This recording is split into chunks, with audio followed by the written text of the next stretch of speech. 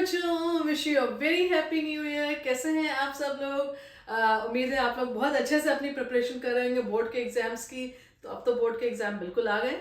तो चलिए, मैं प्रियंका पंत आज आपको कुछ फॉर्मूलेस बताती हूँ। इलेक्ट्रिसिटी के क्वेश्चंस ऐसा सबको लगता है कि टफ होते हैं, ये बिल्कुल भी टफ नहीं है। अगर आपको पता है कि फॉर्मूले कैसे यूज करेंगे, उन क्वेश्चंस को करने के लिए कैसे कैसे हम फॉर्मूले को चेंज कर सकते हैं, तो आप बड़ा आसानी से सारे क्वेश्चंस कर लेंगे। सारे फॉर्मूला बेस्ड क्वेश्चन हो जाते हैं फिर। ठीक है, तो चलिए इस वीडियो में हम समझते हैं कि इलेक्ट्रिसिटी के कितने फॉर्मूले हैं और किस तरीके से उनको यूज किया जा सकता है। ठीक है, चलिए स्टार्ट करते हैं अपनी वीडियो। तो हम बात करते हैं फर्स्ट फॉर्मूले से, जो रहा क्यू।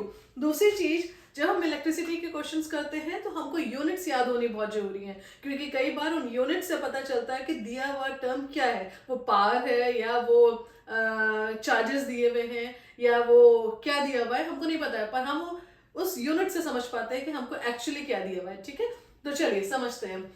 क्यू क्या डिनोट करता है? चार्जेस। क्या यूनिट होती है चार्जेस के लिए? कूलम। ठीक है, तो Q is equal to N, where N जो है वो नंबर ऑफ इलेक्ट्रॉन है और E जो है वो इलेक्ट्रॉन पे चार्जेस है। ठीक है, इसका ये फिक्स होता है, तो ये हमको याद होना भी जरूरी है। E की पर यूनिट चार्जेस, E की जो वैल्यू होती है वो होती है 1.6 into 10 to the power minus 19 coulomb.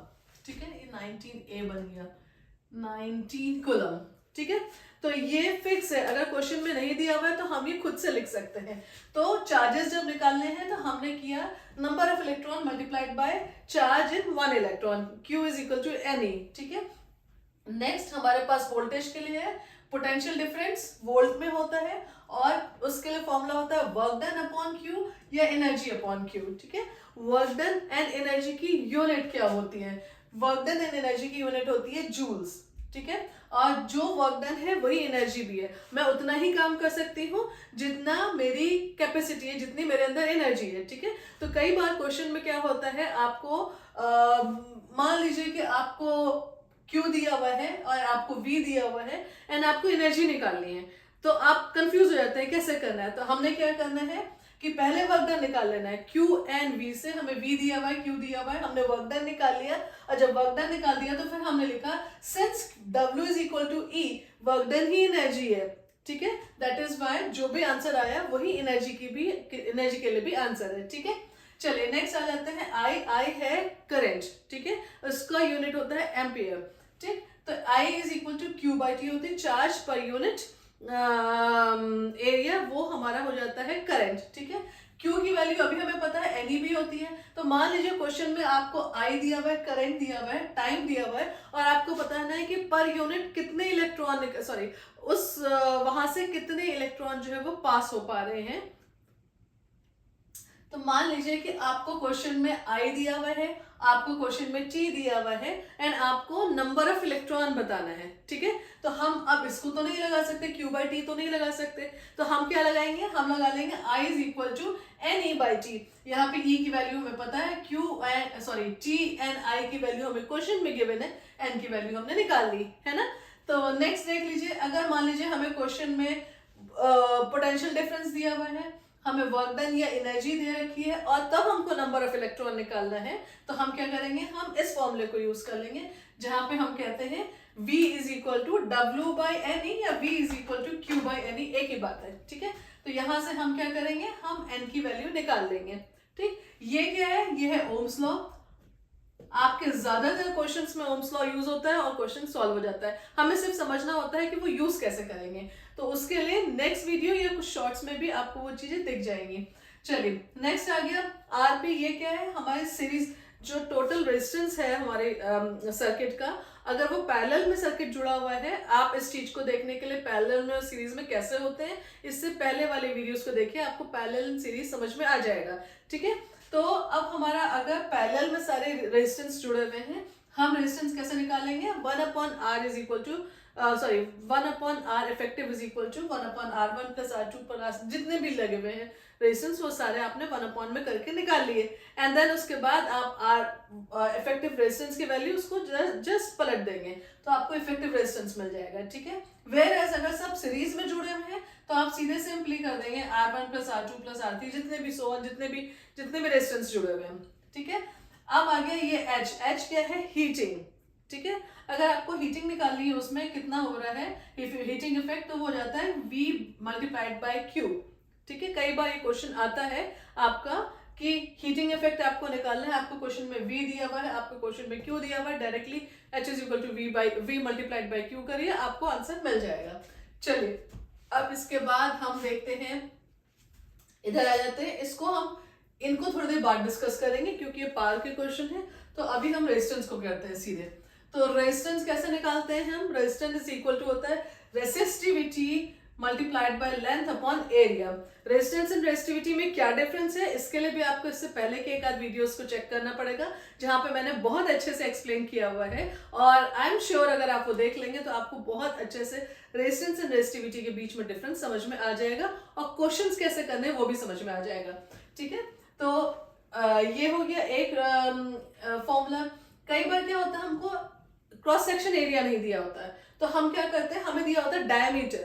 तो डायमीटर को अगर आप रेडियस में कन्वर्ट करना शुरू करेंगे तो आपका जो कैलकुलेशन है वो बहुत लंबा हो जाएगा। तो हम क्या करते हैं, हम डायरेक्टली ये फॉर्मूला यूज करते हैं, R is equal to rho times L upon pi D by 2 का square, D by 2 is again resistance, ठीक है, पर हमको चेंजेस नहीं करना है मेजर, ठीक। एंड देन R हो गया हमारा ये, R is equal to 4 rho L upon pi D square.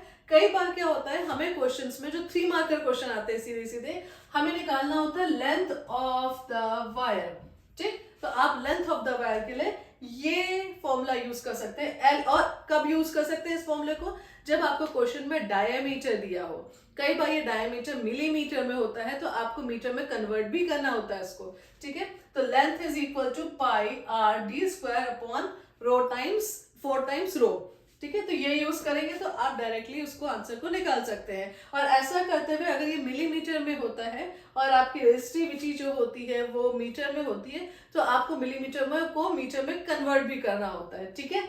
चलिए अब नेक्स्ट आ जाते हैं हम पावर के क्वेश्चंस में। तो यहाँ पे देखते हैं हम E is equal to P into T, ठीक है। ये क्वेश्चंस कई बार वो कॉस्ट निकालनी होती कि इतना एक यूनिट का कॉस्ट इतना है तो इतने यूनिट की कितनी होगी, ये भी अगेन 3 मार्कर क्वेश्चन होते हैं, तो वो भी अभी हम डिस्कस करेंगे। तो ये सारे क्वेश्चंस को हम स्टार्ट करते हैं यहीं से, E is equal to P into T, ठीक है। अगर मान लीजिए क्वेश्चन में पावर गिवन ही नहीं है तो हम क्या करेंगे, जब पावर की यूनिट कैसे होती है, तो पावर की यूनिट होती है वॉट, ठीक है।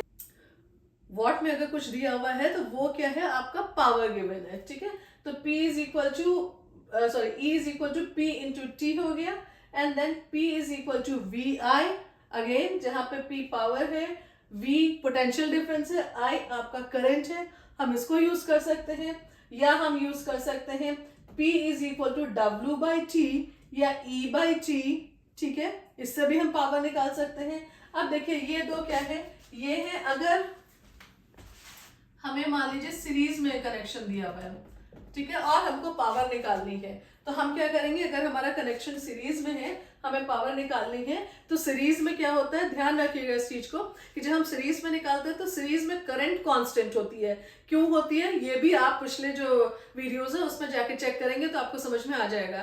तो सीरीज में करंट कांस्टेंट है, तो हम जो फॉर्मूला लगाएंगे सीरीज के लिए वो क्या होगा, पावर निकालने के लिए उसमें I होना चाहिए, V नहीं, क्योंकि V तो चेंज हो रहा है लगातार, ठीक है।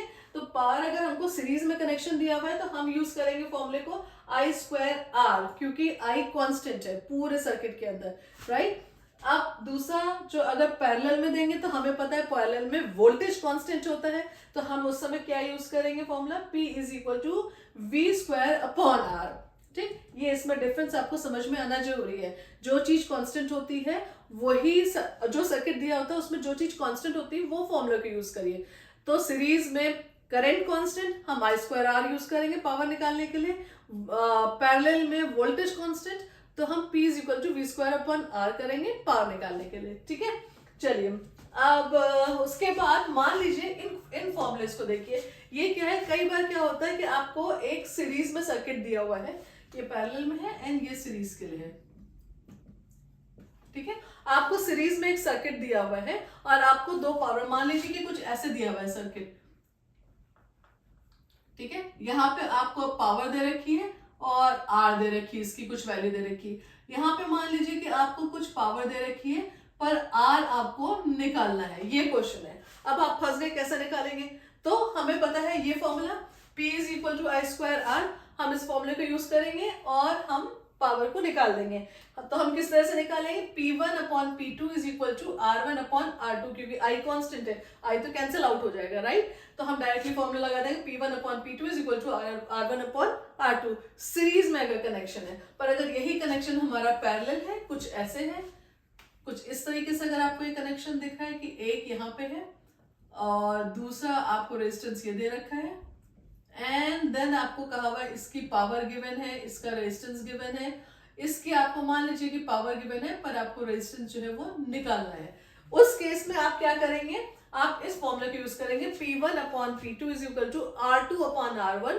ये रिवर्स हो जाएगा क्योंकि यहाँ पे पावर और रेजिस्टेंस एक दूसरे के इनवर्सली प्रोपोर्शनल है पैरेलल के लिए, ठीक है? तो ये देखिए जस्ट अपोजिट हो गया, यहाँ R1 ऊपर है, यहाँ R2 ऊपर है, ठीक? तो हम इससे भी पावर निकालेंगे। कई बार ऐसे क्वेश्चन आते हैं, बच्चे स्टक होते हैं, ठीक है? फिर देखिए अब आ गया हमारा हीटिंग इफेक्ट के लिए, तो आते हैं इस पे H is equal to I square R T. ये क्या है? हमारा जूल्स लॉ भी है। कई बार इस पे क्वेश्चन पूछा जाता है, डायरेक्टली कोई न्यूमेरिकल आता है या इनडायरेक्टली भी आता है, तो वो अभी हम बात करेंगे। जैसे आता है कि एक प्रेस है, उससे वो जुड़ी हुई है, तो वो आयरन जो है वो क्यों गर्म हो रहा है और उससे जो वायर जुड़ी हुई है वो क्यों नहीं हॉट हो रही है, जबकि वोल्टेज डिफरेंस सेम है, ठीक है? इस तरह के ये क्वेश्चंस आते हैं।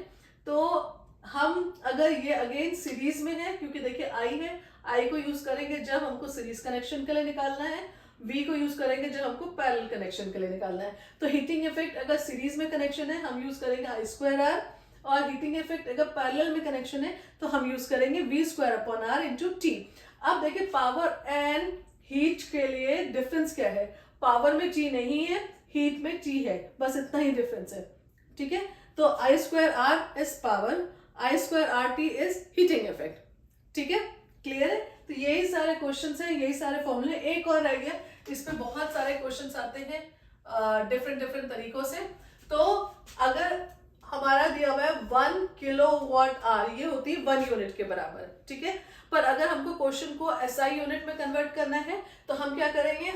हम जो भी आंसर आएगा यूनिट में किलोवाट आवर में, मान लीजिए कि हमारा कुछ आ गया 12 किलोवाट आवर, मान लीजिए 12 किलोवाट आवर आ गया, ठीक है? तो हम क्या करेंगे? अब इस 12 किलोवाट आवर को या 12 यूनिट को मुझे SI में कन्वर्ट करना है, तो मैं क्या करूंगी कि 12 को 3.6 इंटू 10 टू द पावर 6 से मल्टीप्लाई कर देंगे और आंसर हमारा कन्वर्ट हो जाएगा जूल्स में, ठीक है? तो देखिए कितना आसान हो गया। ये सारे फॉर्मूले के साथ में जब आप क्वेश्चंस करेंगे इनको नोट डाउन कर लीजिए। इन फॉर्मूलेस के साथ में जब आप क्वेश्चंस करेंगे तो कोई भी क्वेश्चन ऐसा नहीं होगा जो आप नहीं कर सकते। इसके अलावा आपको छोटी छोटी सी ट्रिक्स हैं जो पता होना जरूरी है, जिसको हम नेक्स्ट वीडियो में डिस्कस करेंगे। Wish you all the best. अगर आपको ये वीडियोस पसंद आ रही हैं तो please like, subscribe and share करिए और बेल बटन जरूर दबाइएगा, तभी तो आपको पता चलेगा ना मैंने नेक्स्ट वीडियो डाल रही हूँ। All the best, bye bye.